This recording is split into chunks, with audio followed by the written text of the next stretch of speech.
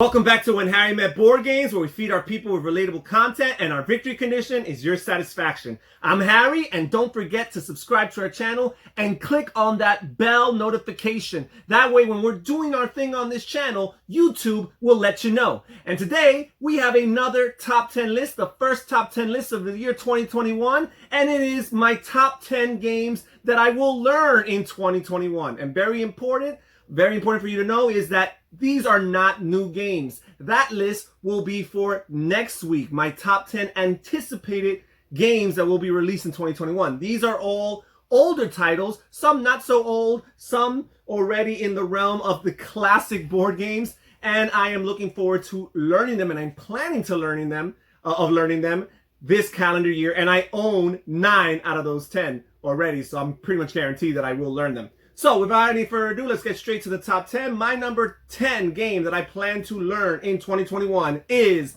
Dragonfire. And this is a spin-off or a re-implementation of Shadowrun Crossfire, which is a deck building game within the RPG universe of the Shadowrun universe. This here, however, is a Dungeons and Dragons fantasy theme re-implementation of that game. This is a deck building game. It is a cooperative game. Two genres that I very much like. The fact that it's fantasy themed and Dungeons and Dragons style type of game, as opposed to Shadowrun Crossfire, which is a different type of universe, actually appeals to me more. I have heard mixed reviews about this. Some people obviously prefer the original Shadowrun Crossfire for its difficulty and its challenge and what have you. This is supposed to be a little bit more streamlined, a little bit easier to win, which is one of the complaints that some people had about the original title, even though the big fans of it, the cult following that it has, actually appreciates the fact that it's that challenging. But I still hear that this is relatively challenging enough. Again, I love deck builders. The fantasy theme is appealing to me. I believe, don't quote me if I'm wrong, but do quote me if I'm right. I believe Mike Elliott is the designer of this game, or at least of the original system, which is cool because I have had a good experience with Mike Elliott designs, in particular deck builders like Thunderstone Quest, one of my favorites. So yeah, this is my number 10 board game that I'm planning to learn in 2021, Dragonfire. Wait, what? You haven't subscribed to my channel? What the heck is the matter with you? Okay, sorry for the interruption. Some people, man. My number 9 board game that I'm looking forward to learning in 2021 is none other than Arkham Horror, the card game. And this is designed by Nate French and Matthew Newman and published by Fantasy Flight. This is a game within the Cthulhu mythos, in particular the Arkham Horror Files line of games within Fantasy Flight. And there are many reasons why I'm excited and looking forward to learning this game. First of all, I am a big fan of the living card games, the LCGs within Fantasy Flight. I've enjoyed many of them in the past. And in particular, I'm a big fan of designer Nate French and his LCGs. And it feels like, to some extent, he has a monopoly on this genre of gaming, the LCGs or the living card games. And he always executes it very, very well. So I expect this to be no exception. Also, this is obviously a Fantasy Flight game, which is a publisher that I greatly respect, and I've enjoyed many of their designs over the years. And again, finally, I've been enjoying the Cthulhu mythos, and in particular the Arkham Horror File games from Fantasy Flight. Previous games that I've learned and I've played that I've enjoyed.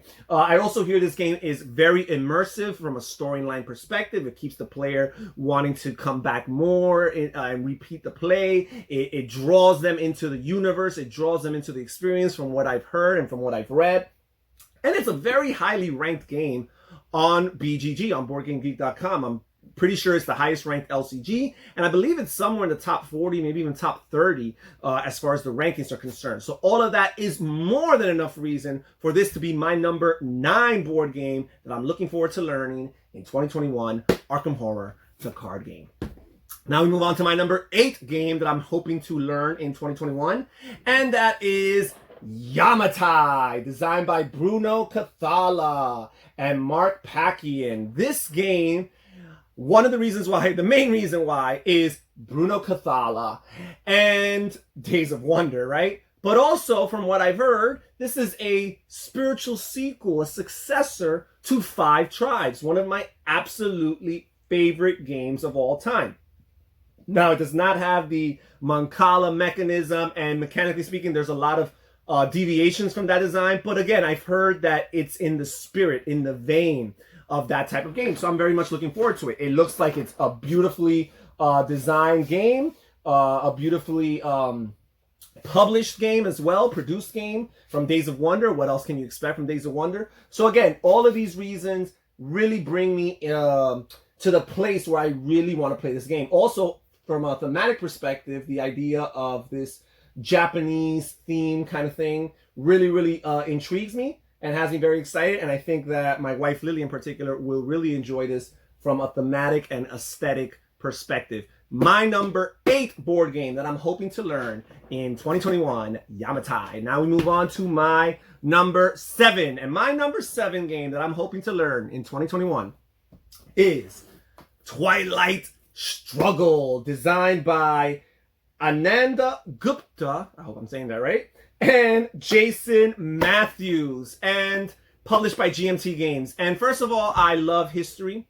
History is one of my favorite subjects, has always been one of my favorite subjects.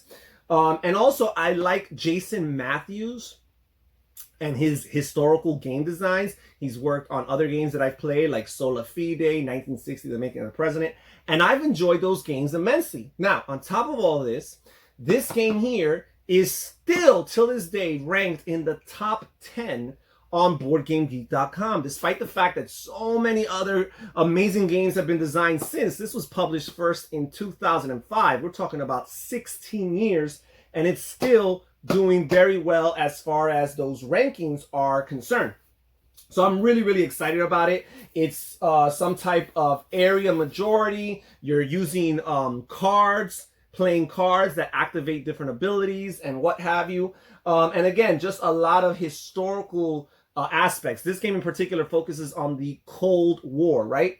Between the USSR and the United States of America, right? You could say it's between the capitalistic world and the communistic world. So all these things, the historical flavor that I expect to come out from all these different cards, the thematic integration between what was actually happening historically and how the game actually plays. I'm expecting a lot as far as that's concerned. And I'm expecting just a really smooth and deep gaming experience, because that is what I've had in previous plays with Jason Matthews and his designs. I don't expect it to be much of a looker. GMT games necessarily aren't the greatest looking games. And also, I don't expect this to be a game for everybody. This is definitely a very niche game within the niche of board gaming. And also, it's a very long game, so I expect it to take a while. I don't see here the game length off the top, but I expect this to be a long game. I don't expect to play this with much people, and it's also a 2-player only game. But I am very excited about getting this to the table and learning it. My number 7 board game that I'm looking forward to learning in 2021, Twilight Struggle. My number 6 board game that I'm hoping to learn in 2021 is Fields of Arle, designed by Uwe Rosenberg, and that alone should suffice. Uwe Rosenberg is currently my favorite board game designer of all time. His games speak to me. They speak to my wife, Lily. So there's that as well. The fact that we feed off of each other's enjoyment and pleasure in these games. It enhances the gameplay experience for us, right? It's not only the games you play, it's also who you play them with, right? So this game is another farm-themed, harvesting and animal husbandry type of game in the vein of Uwe Rosenberg games, right? So it says here in the back, you're going to dehydrate the moor, plow the farmland, breed animals. So cool, right? Well, thematically speaking, it may not be the most exciting. This is definitely not Dungeons and Dragons and, you know, science fiction and space travel and all that stuff. But for whatever reason, the farm theme, the agricultural theme, it actually clicks and resonates with me from a board game perspective. I do not want to be a farmer. I do not have a green thumb at all. gardening and planting and all that stuff doesn't really fascinate me. And at the same time, I still enjoy it when it comes to board games. It's such a cool type of lifestyle to role play, right? So, and again, from a mechanical perspective, these games have always left me very content, very satisfied. Uwe Rosenberg has not failed me yet. This is in particular a two-player only game, but the truth is, I play all of Uwe Rosenberg's games. For the most part, I play them two-player anyways. Me and my wife, like my wife Lily, we just consume these Uwe Rosenberg games throughout the year over and over and over again at two-player counts. Occasionally, we might sneak in a third, maybe even a fourth player, but that is much more the exception than it is the rule. But again, just looking forward to this. It's a big, heavy box, so I expect lots of cool components and lots of fun play. My number 6 board game that I plan to learn in 2021, Fields of R. And now we're going to move on to my top 5, the cream of the crop. And in particular for my number 5, I actually don't have a box because I do not own this game as of yet, but I do plan on buying it. And my number 5 board game that I plan on learning and buying in 2021 is Cleopatra and the Society of Architects, designed by Bruno Cathala and Ludovic Mablanc. And first of all, games designed by Bruno Cathala and Ludovic Mablanc have been highly successful in my personal game experience. I've enjoyed these games immensely. And I don't expect this to be any different. First of all, this game has a wonderful, beautiful, gorgeous deluxe edition that just went on Kickstarter last year. Now, I missed the opportunity to jump on that train, and a part of me is dying inside and regretting it. But as soon as this game comes out on retail, I am going to purchase it. And if I have to wait till a future Kickstarter campaign, I will purchase it. And if I have to resort to such desperate measures as to buying the original edition used on BoardGameGeek.com, I will have to do that because it is my goal and my determination to play this game in 2021. Bruno Cathala, Ludovic Mablanc, beautiful production, and an Egyptian theme. Egyptian themes are things that have always attracted me in gameplay. My wife Lily is also usually excited when a board game has an Egyptian theme, even if it's pasted on. Something about just bringing us to that time in history, to that world, is so exciting and so stimulating. So I'm really excited about playing this game in 2021. My number 5 board game that I'm hoping to learn in this year, Cleopatra and the Society of Architects. And now we move on to my number 4. And my number 4 board game that I hope to learn in 2021 is Macao, designed by Stefan Feld, and this was published by Rio Grande Games. Now, very important disclaimer, this game is out of print.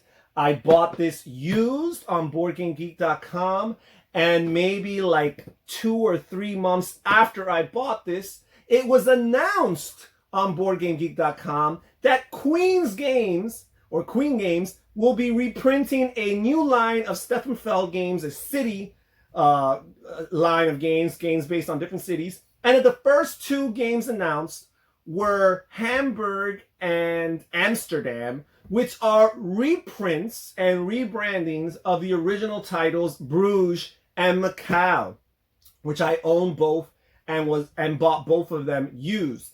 And it was a little disappointing because I do think that I get the impression that it'll be a more modern design from a graphic design and component perspective. So that would have been cool. And also I would have gotten it for a much better price than what I paid for this. But I will live with it because I'm sure that lots of the original Macao followers will say that Macao is the better one anyways, right? So I'm really looking forward to it. Love Stefan Feld. His games have clicked with me. They have worked. They've resonated with me. I like the idea that this game introduces this dial here where you're putting different cubes along the game and you're rotating this dial and so on and so forth. And this kind of idea of like a resource dial has always connected and resonated with me. It's something that's always been successful for me as far as me enjoying it from a gameplay perspective. So I don't expect this to be any exception. I don't expect this to be the best looking game in the world, but I am very much excited about learning this. And it's the number 4 board game that I am most excited about learning in 2021, Macao. My number 3 game that I'm hoping to learn in 2021 is Raiders of the North Sea, designed by Shem Phillips and published by Garfield Games. This game, I first of all, very highly ranked on BoardGameGeek.com, somewhere in the top 100. And it's really caught on fire the last couple years. This game has been out since 2015, and the first couple years it didn't really make much of a dent, but in the last year or two it's really climbed up, in part due to a second trilogy of games that Shem Phillips has published and has been massively successful. Now, this game here is a sequel in the first trilogy. It's the second part in the first trilogy of games that Shem Phillips designed, which is the North Sea trilogy. And I've already played Shipwrights of the North Sea. And Shipwrights of the North Sea is kind of like the unsung hero of this entire line of games, because all the other games have been met with much more applause, much more critical acclaim than Shipwrights of the North Sea has been. But I have enjoyed it. My wife Lily, who played it with me, really enjoyed it. It's a little bit cutthroat and a little bit take that and confrontational for a Euro style game, but it has some really neat set collection. It has some really neat city building elements or boat building elements and resource management, and some really cool character cards that can be very vindictive and, again, confrontational. But managing them and all that is very exciting. And you could always just take out some of the meaner cards from your deck if you want to be a Care Bear and you want to play a more peaceful, diplomatic type of game. That's always an option. The point is that game has connected with me and I've liked it. And the Viking theme is always very appealing. So I'm very much looking forward to this. This is a worker placement game, which worker placement is one of my favorite mechanisms, as well as Lily's. So I definitely expect to like this a lot, especially because, again, it's a very critically acclaimed game. My number 3 board game that I'm looking forward to learning in 2021, Raiders of the North Sea. And now we move on to my number 2. And my number 2 board game that I'm hoping to learn in 2021 is Kemet. And this here is designed by Jacques Barriot and Guillaume Montiage. I hope I didn't butcher that name too much. And of course, this is published by Macao Games. This game is Egyptian theme. I mentioned Egyptian theme earlier on the list with Cleopatra and the Society of Architects. And but it's kind of like fantastical Egyptian mythology, right? It's not the emphasis is on enhancing the fantastical qualities of the mythology of Egypt.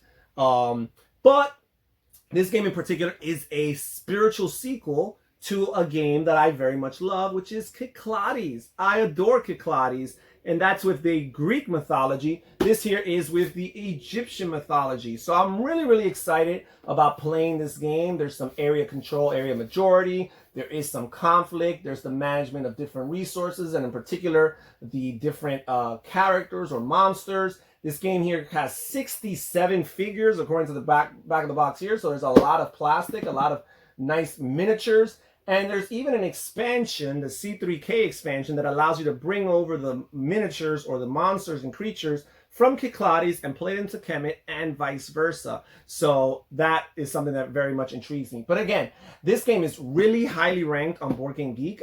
Sure, it's in the top 100. It might even be in the top 50. So it's very highly ranked, much more highly ranked than Kyklades. So again, I love Kyklades. Want to try this out. Macao Games usually do their thing for me, so I expect this to be no exception. My number 2 board game that I'm going to learn in 2021, Kemet. And now, folks, we move on to my number 1. And that was tough, right? Because you're just kind of speculating as to which of these games you're going to enjoy the most. You really don't know until you actually play them, and that's why I'm going to be very interested at the end of this calendar year when I record my favorite games that I've learned and kind of make a comparison between my expectations of the games and which ones lived up to the expectation and which ones didn't. My number 1 board game that I'm going to learn in 2021 is Viticulture, designed by Jamie Stegmaier and Stonemaier Games. This here is the inaugural pioneer for this company and for Jamie Stegmaier as a designer. It's not a new game at all. I believe this game was originally published 8 or 9 years ago, but this game is First of all, it is a worker placement game, which, as I mentioned, is something that I very much enjoy. My wife Lily very much enjoys it. Also, it has a very interesting theme. It's a little bit of that agricultural theme, in particular zeroing in on winemaking, right? So that part is really, really cool. I don't drink wine, and I do not want to grow grapes and create wine or anything like that. But again, from a role-playing or gameplay perspective, it sounds enticing. It sounds exciting to me, at least. And I've heard very good things about the gameplay as far as the mechanisms are concerned, in particular when you add the Tuscany expansion, which now lots of those modules are included in the Essential Edition of Viticulture, which is what I own. This game is a very highly ranked game as well on Board Game Geek, and that's kind of like a common trend among most of these games. There's a few exceptions. Some games that, although they didn't rank that high on BoardGameGeek.com, like Dragonfire and Macao and Fields of Arle, they're not necessarily top 100, 200 games. They're decently ranked, but I just am really much looking forward to learning them. This game here, however, is a very highly ranked game that I need to add to my repertoire, and I'm very excited about playing it in 2021. My number one board game that I will learn this calendar year, folks, Viticulture. And that's it, folks. That's it for today. How about you consider clicking on one of those videos that you see on the screen? If YouTube is showing them to you, it's because they think there's a good chance that you will like them. Comment down below and tell me what you think about my list, and check the description box and see if you would like to be a patron for this channel. You can click on the description for a link to my Patreon, see the different tiers that are available and the different corresponding benefits. That way you can support this channel and also be involved in the creative process. This is Harry saying take care, everybody. Stay safe, stay healthy, and have fun gaming. Bye-bye.